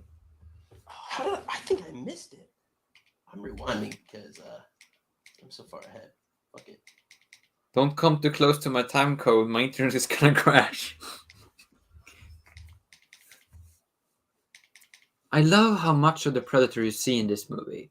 Oh, yeah. The scene I was just on was like a severe close-up. Yeah. And like, in the first movie, yeah, you have it in the end, but the rest is very much hidden in shadows. Yeah, Here it works perfectly for like the creature you don't see, and then all of a sudden. Yeah. But like here, they fully relied on Stan Winston and his team to make this creature realistic, and 32 years later, it still looks amazing. Yeah, it's so detailed and interesting. And I mean, the mask is cool, and then when you take the mask off, it's just this horrific monster.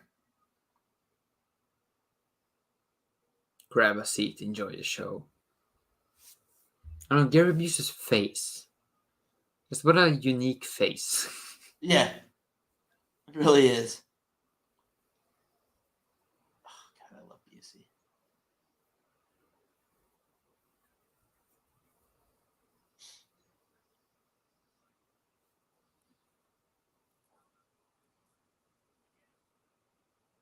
I mean, this is another one where they show the villain, the monster, a lot, but it doesn't take away from it like it usually does, you know? Yeah, but that once you see the monster, it's like, oh, it's not that scary anymore.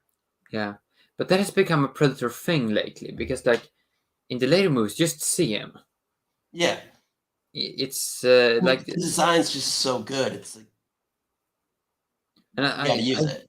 I do find it interesting because two of the Tom Woodruff Jr. and Alec Gillis that run ADI, they have worked on the Predator movie since the original. The only ones they haven't worked on is this one, because they left Stan Winston the year before to start ADI. Then they did the makeup effects for AVP and AVP Requiem, and Tom Woodruff Jr. played the alien, or the hero alien. And then they didn't do Predators. Predators was KMB FX, because it was produced by Robert Rodriguez. And Rodriguez only used KMB. And then you have Predator from 2018. Then it was ADI, mixed with a local makeup team from Vancouver. And now I don't know who makes it. Yeah, I mean, there's varying quality in all the different Predator movies, but the one constant is Predator always looks great. Yeah. Like, even in the bad Predator movies, he still looks great. Or they still look great. In Requiem is the worst one, and that's so dark you can't see anyway. Yeah, see, Requiem was what I wanted the first AVP to be. Well, to an extent. Like, what bothered me the most about that first one was like I didn't need all the human characters. Like, I just want to see a Predators fight aliens. That's it. Yeah. I don't need these people getting in the way, being annoying. Like, I don't care about them. I just show them fighting. Yeah. More of that, but yeah, it was too dark. I was interested because they had a great cinematographer, Daniel Pearl, that did the original Texas Chainsaw Massacre from '74, and he made their remake in 2003. And he's a great cinematographer, but I don't know what happened with that one. Yeah, it's some artistic strange. Decision. Speaking, I know Red Letter Media asked this question, and I have these questions as well ever since they asked it. Like, is it the entire species that has this hunting culture, or is it just like an ethnicity of predators? So I feel like it's big in their culture. Like, not everyone is like going on hunts like this, because how could you have a society if that's all you do? So Yeah. probably like the most alpha of everybody do this, or I mean, maybe it's even just like a sect of the population, like maybe like a crazy, like almost like cultish religion thing, Yeah, because like the Mandalorians are in Star yeah, Wars. Like, they're just like, this is their thing, and that's all they care about.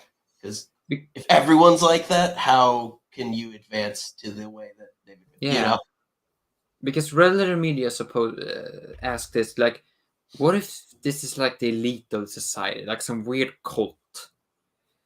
Yeah, I think that's kind of how I look at it.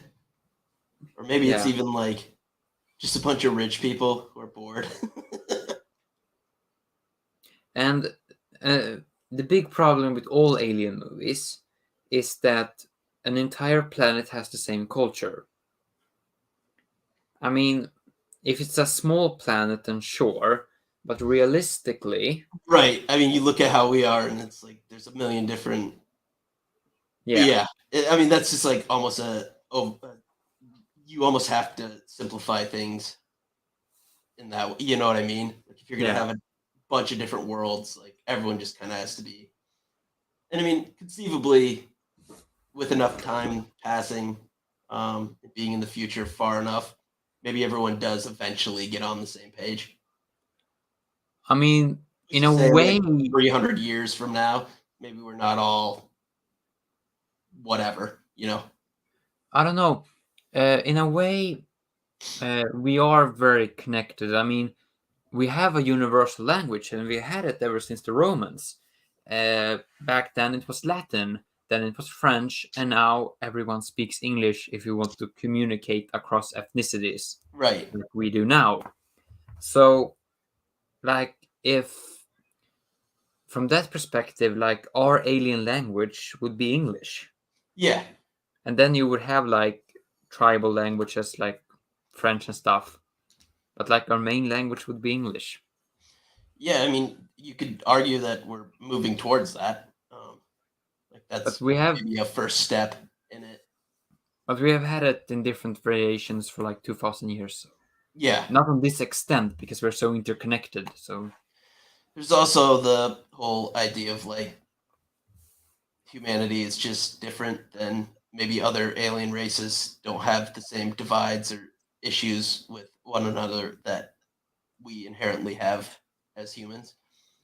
true, that's maybe why they could develop space travel so easily. Or maybe not Yeah, easily, but like they're not getting in their own way, yeah, we're just one fighting and people. We like to arguing kill and people. being shitty to one another.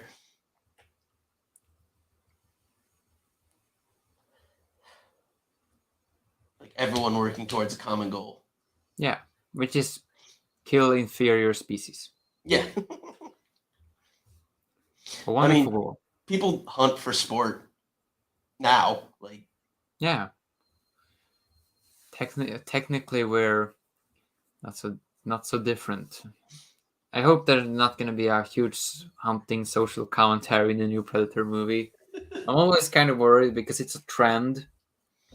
yeah, Because you have like movies like Get Out with smart social commentary, I find, yeah, and like he really wants to say something, and then you have like Disney, where it's like it's trendy, so we're gonna do it. well, yeah. That's what we and eloquently tried to say on the Texas Chainsaw stream. And Like, I did not articulate myself properly, but that was what I was trying to say. It's not that I want that to happen, but it's like people don't realize how much that hurts social commentary. right, because it gives the assholes who don't want change like a thing to point to, be like, oh, look at this bullshit, blah blah blah. Yeah. Off, like,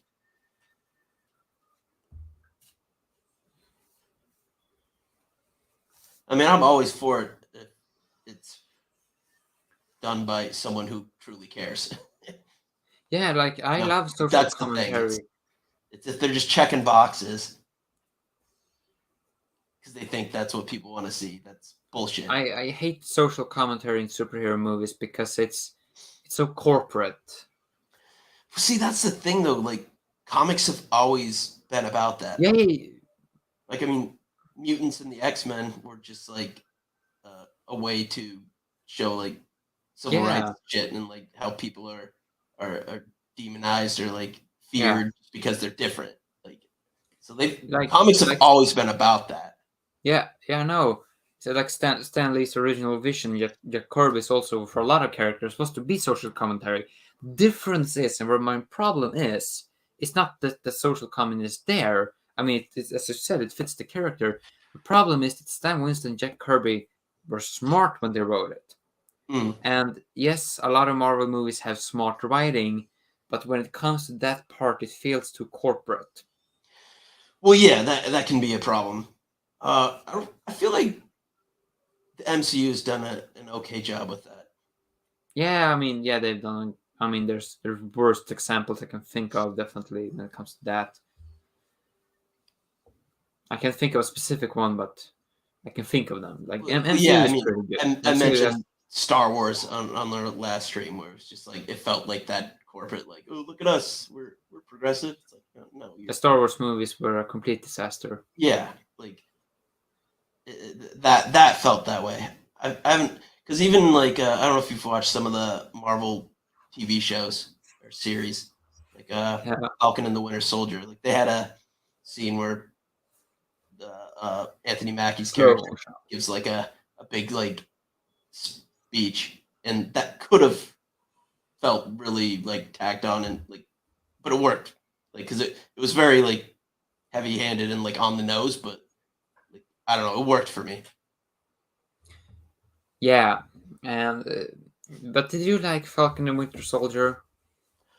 I was a little bummed, honestly. That was the one I was most excited about, and that's probably the one I ended up liking the least. Yeah, same thing here. I loved their interaction, those two. Like it was so good. Like, yeah, in, like, Civil War, and it felt really forced. yeah, It's like their banter was just like, all right, but it felt so organic and like real in the movie. yeah.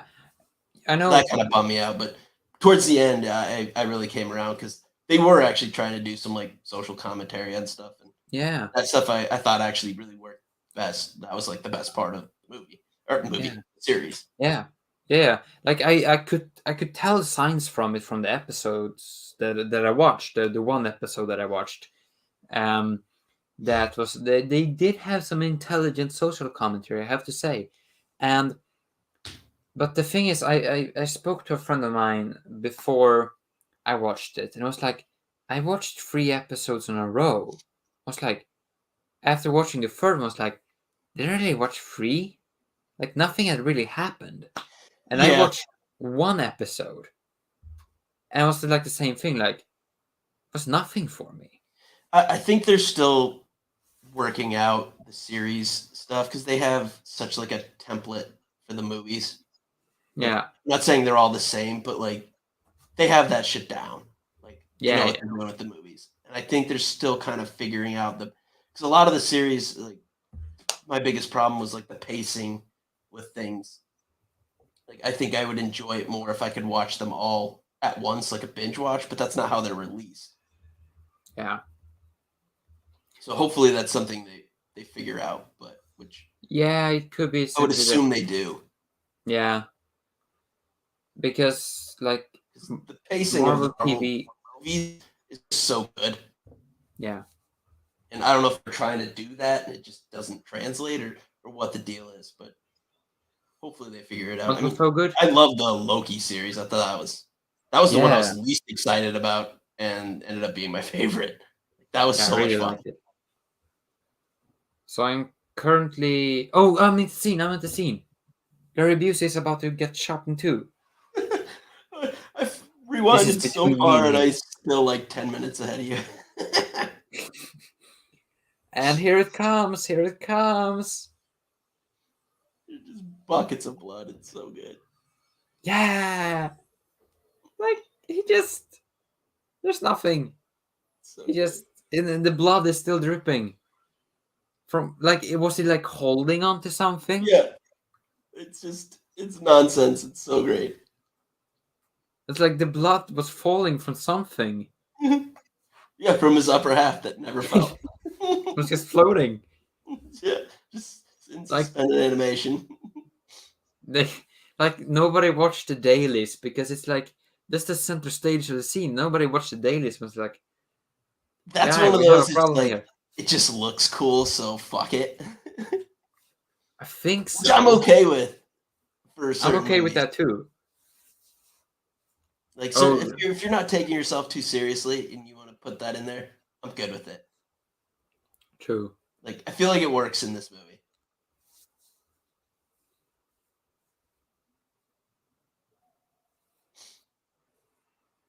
But we can quit the stream once you're done with the movie.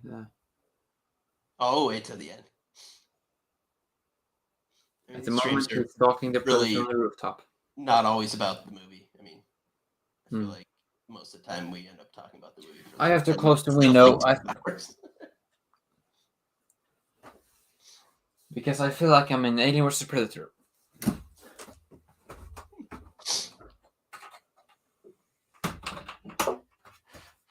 It just falls. Oh, it's so good. Like, how far did he fall?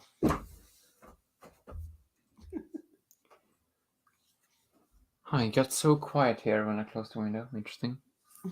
He just landed on the Predator ship, falling out of like the bottom of the elevator. Right. Yeah. I'm currently at the scene where he's stalking him at the Falls roof. so far.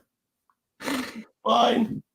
I didn't Don't even do realize anything. that, like, the top of the ship, they show an outside That view before he mosquito. walks in, and the top of the ship is like 10, 15 feet above him, Yeah. and he fell from even further. Like both his ankles would be snapped. Is that seriously a mosquito? Wait, what? Do you not get mosquitoes? What? What did you say? Do you not get mosquitoes? Oh, we have tons of them, especially here, but it's like Things. in March. Is that? Those evil, evil things. Yeah, they truly are evil things. I was just seeing one in March. Like it's still winter here. That's the thing. Yeah, Like I during haven't the had it summer, in a you- while. I get them in my apartment because I leave my windows open all the time, and like for some reason, like no New York apartments have screens, so it's just open. Yeah, it's like during the summer. Sometimes you can't go out during the summer, but at the evening, it's just not possible. I hate that. That's how I spent a lot of time in Minnesota when I was younger, and that's how it is up there. It's just Yeah, miserable. it's Eat swampy. you alive.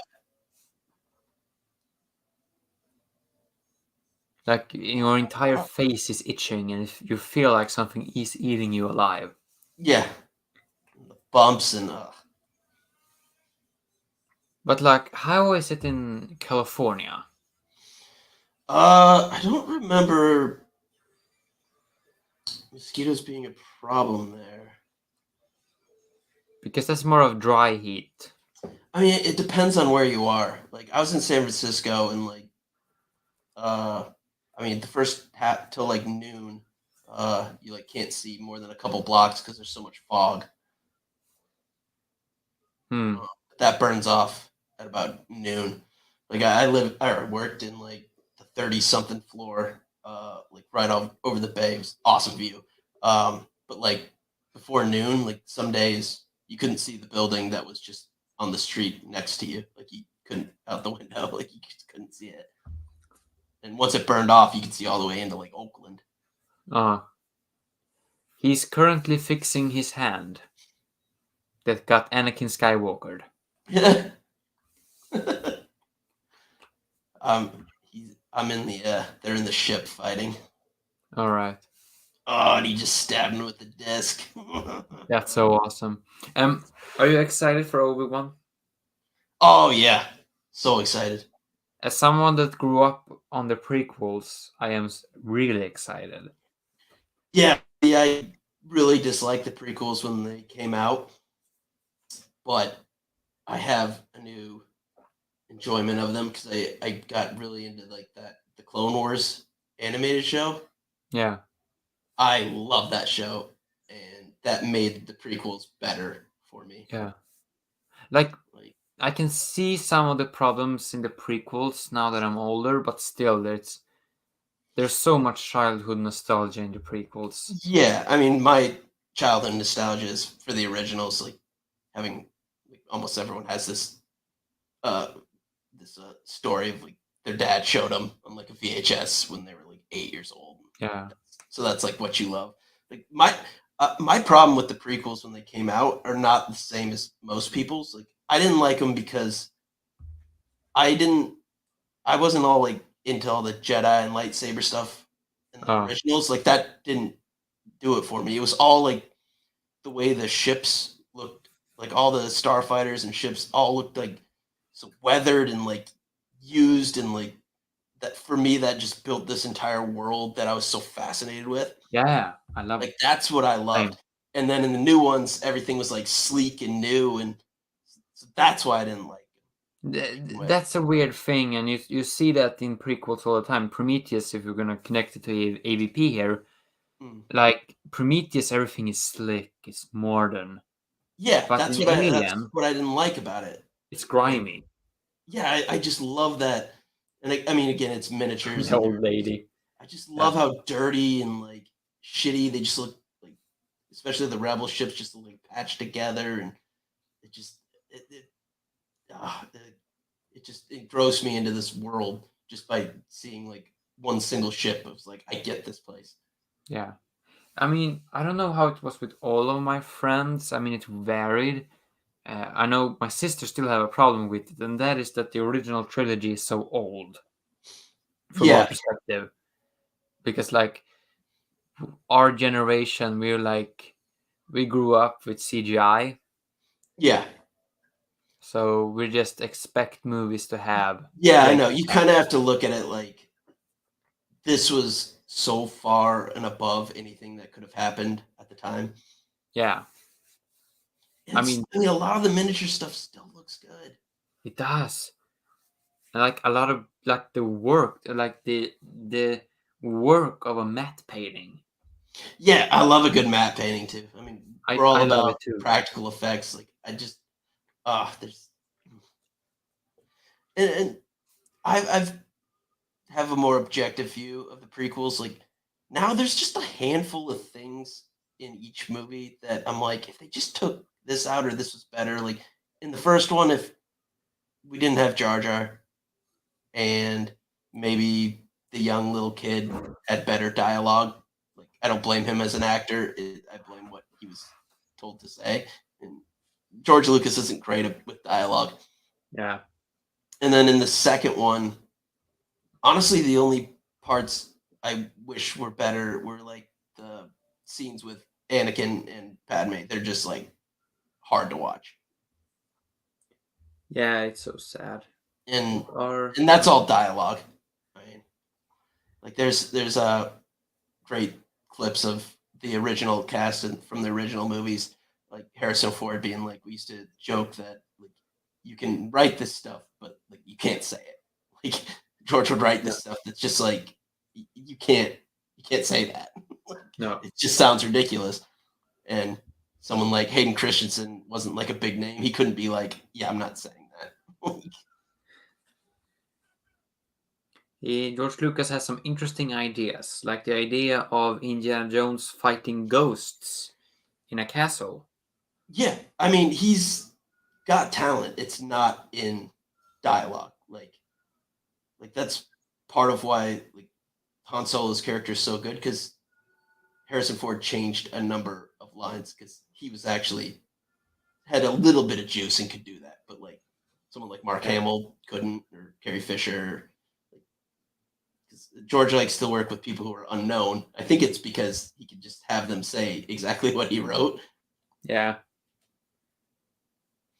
Because like there's another clip of Harrison Ford being like talking about Lucas as a director, and like he's like he just goes like, just do it as I wrote it, like it's right there, like why can't you just do that? And Ford's just like, sometimes you can't do that, like it just doesn't, you just can't.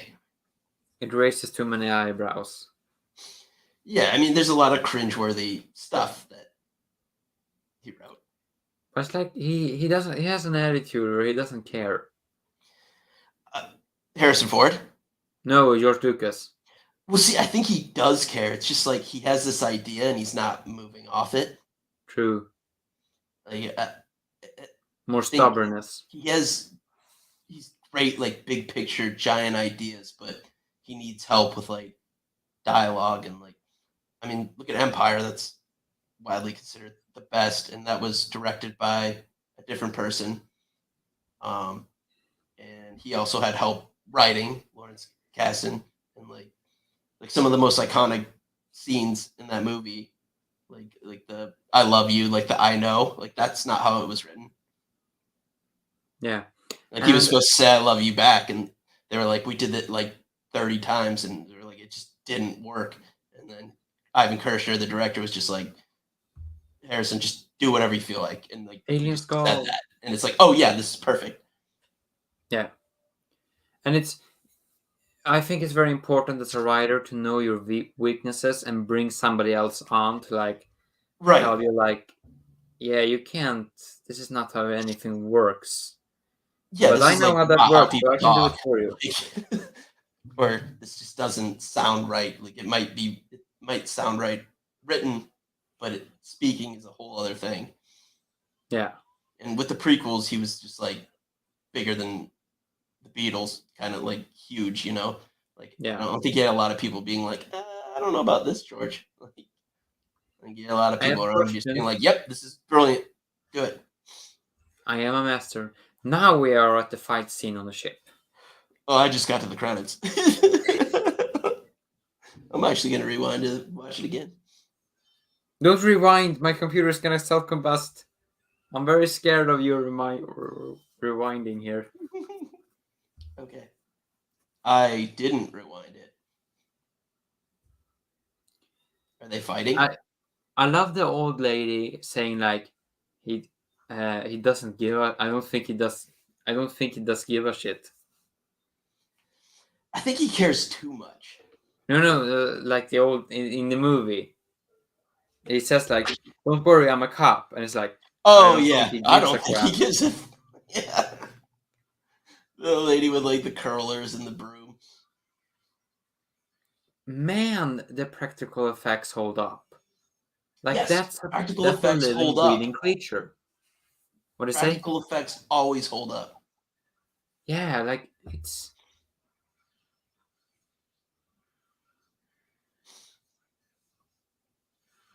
And I think it's great, even though Stan Winston died in 2008, that his core team kept the company alive and is now called Legacy Effects. Yeah, carry on his legacy. Absolutely. Yeah. And they actually worked on The Mandalorian. Oh, yeah? Yeah, they did the alien makeup. Oh, it's awesome. I mean, I don't know if we're having more of it, but I feel like their filmmakers are getting smarter about when to use CGI and like when to go practical. Yeah, and I think that has to do with we have figured it out now. In the 90s and 2000s, like nobody had figured it out, but it looked cool, so let's go for it. Yeah, they're like it's one of those like we can do this, but no one ever asked if we should do this. Like we're capable of doing all these things, but like we don't understand it well enough. It's not good enough. Like and like some works. Like I think honestly a lot of the CGI in the prequels are pretty good. Oh yeah, it's really good. I mean, and again, if you look at it like the original was like leaps and bounds like ahead in special effects, and like that's what he wanted to do again. Like they created things that had never been done before, and like but it just didn't have that same feel because it was CGI, not practical. Yeah.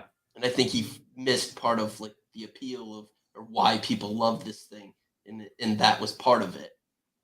Yeah. Now he's surrounded by all the predators.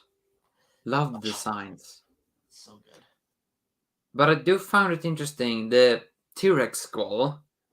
So does it imply that these guys are millions of years old, or does it exist a dinosaur planet? Oh, I never even realized what that was. It's supposed to be a dinosaur? I think so. I always just took it as like it's some alien like Maybe. creature. But like, why can't we go a little weird here? A movie with no dialogue and just predators hunting dinosaurs. Well, yeah, that's what I wanted out of Alien versus Predator. I just wanted a bunch of predators, a bunch of aliens just going at each other. It's like they don't That's all I want to wanted. take the risk. Like, let's watch two awesome, badass creatures just fight it out. Like, yeah. Have a big battle. 15.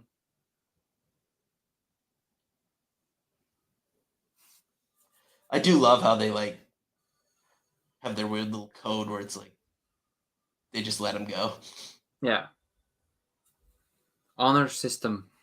Although they do have like a code, but also only like when it suits them, because like the main one in this was just gonna like detonate a nuclear bomb in the middle of LA. Like it's fucked up. It's like when they lose, they're just like, fuck off. Like I'm gonna blow up everything now. Yeah. Bye, Slash in the attic. Like that guy was here for a long time. I think he's one of my followers. I'm sure. I don't know. Maybe he follows you and it's just coincidence. Who knows?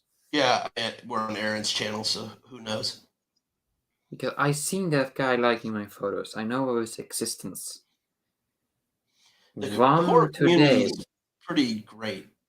Like I've learned, like that was never my thing, but like they're really a lot of really good people. Like obviously Aran and you and like and Keisha and like all sorts of different people, like all really supportive and like like I love the horror community. Yeah, it's great. Like and they're like loyal and like it's really nice.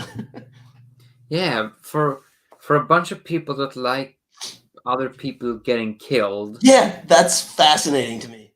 But I think it's the thing that we as a group, and I mean, you have you have horror stories with the horror community, of course. I know several people that are like class A scumbags that there's no group that has 100% positive ratings. The great thing about the horror community is we weed those people out. Like self-police.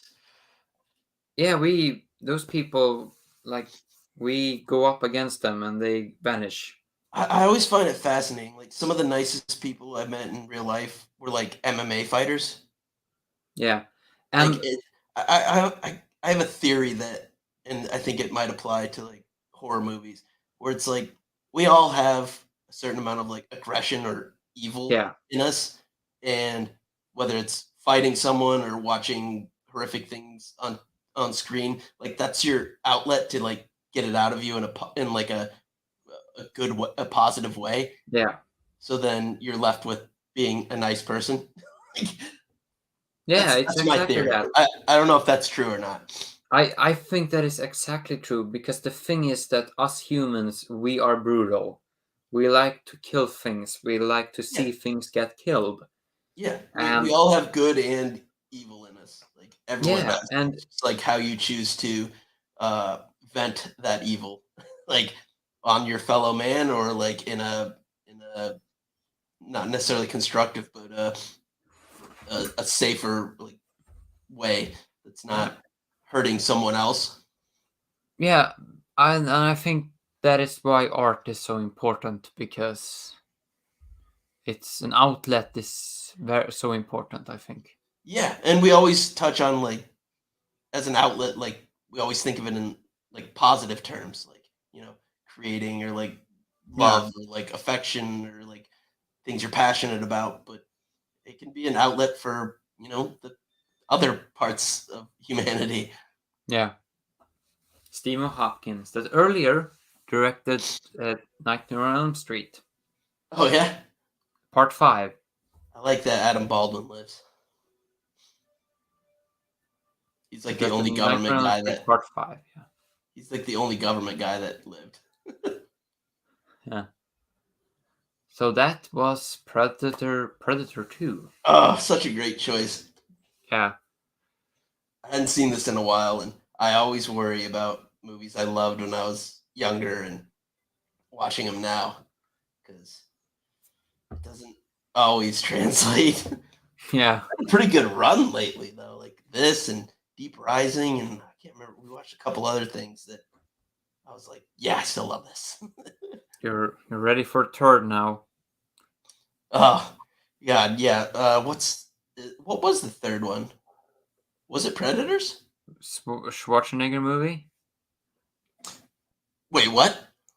Wait, do you mean like coming up or later back? For what? For the streams.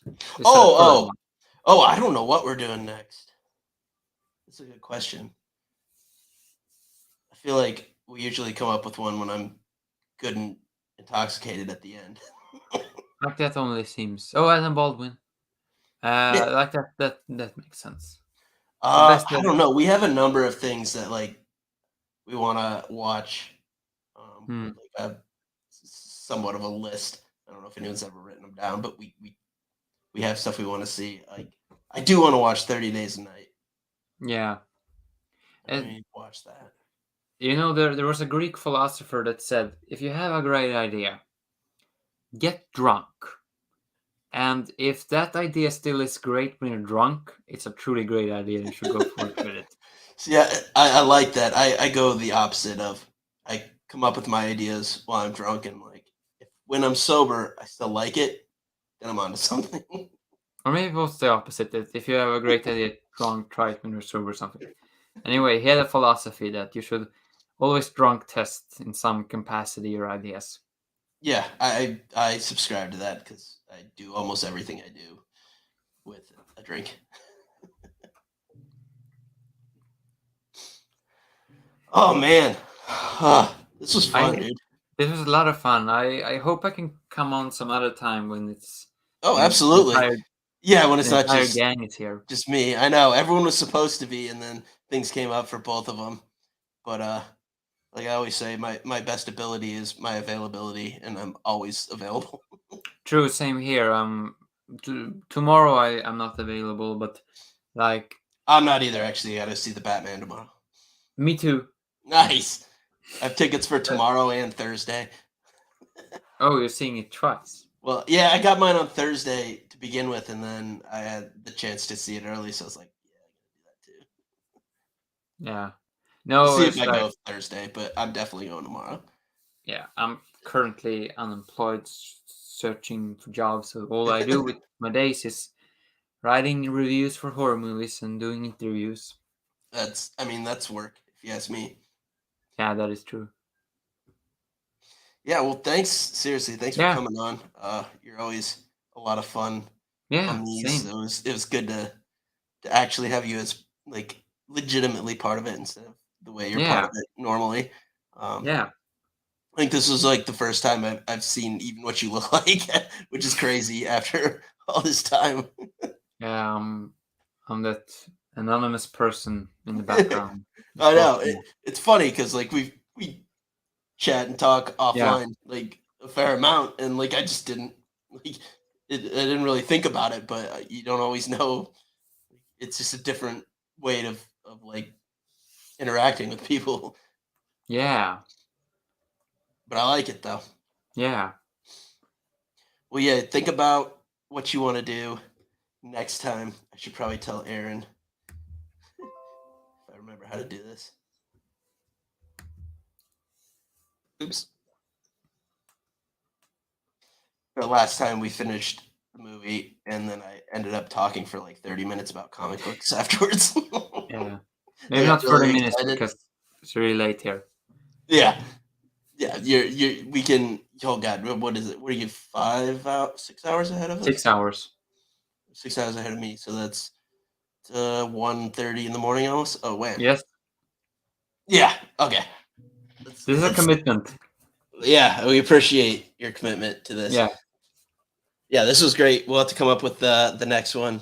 Yeah. And thank everyone for joining. Yes. As always, do you have anything you want to plug, like your website, podcast? Yeah, so my website is swedishnerd.com and my Instagram is at Swedish Horror Nerd. So definitely check that out. You're We very do active on reviews, both. interviews. Lots of good stuff on your website. And, Yes. And Instagram, you post a lot of cool stuff too. Yes. So check him out there. We're been down at the bottom. Everyone knows where we're at. Check out Aran. Yes. Obviously, he's the best. Let us just take over his channel for an evening. So, yeah. Thanks for joining us. Yes. Thanks for being here, Swede. See you later. Later, everybody. Bye.